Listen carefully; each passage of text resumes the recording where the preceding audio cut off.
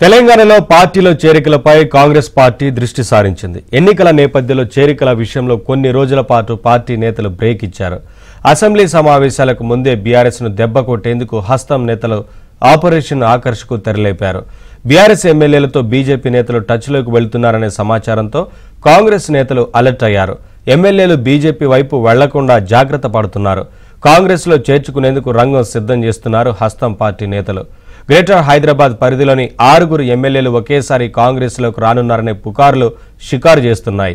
మరోవైపు బీఆర్ఎస్ ఎల్పీని కాంగ్రెస్ లో విలీనం చేసేలా హస్తం పార్టీ పెద్దలు కసరత్తు చేస్తున్నారు.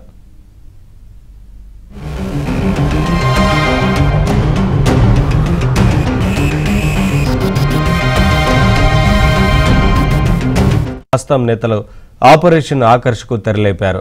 బీఆర్ఎస్ ఎమ్మెల్యేలతో బీజేపీ నేతలు టచ్లోకి వెళ్తున్నారనే సమాచారంతో కాంగ్రెస్ నేతలు అలర్ట్ అయ్యారు.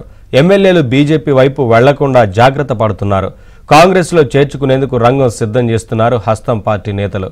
గ్రేటర్ హైదరాబాద్ పరిధిలోని 6 ఎమ్మెల్యేలు ఒకేసారి కాంగ్రెస్ లోకి రానున్నారనే పుకార్లు షికారు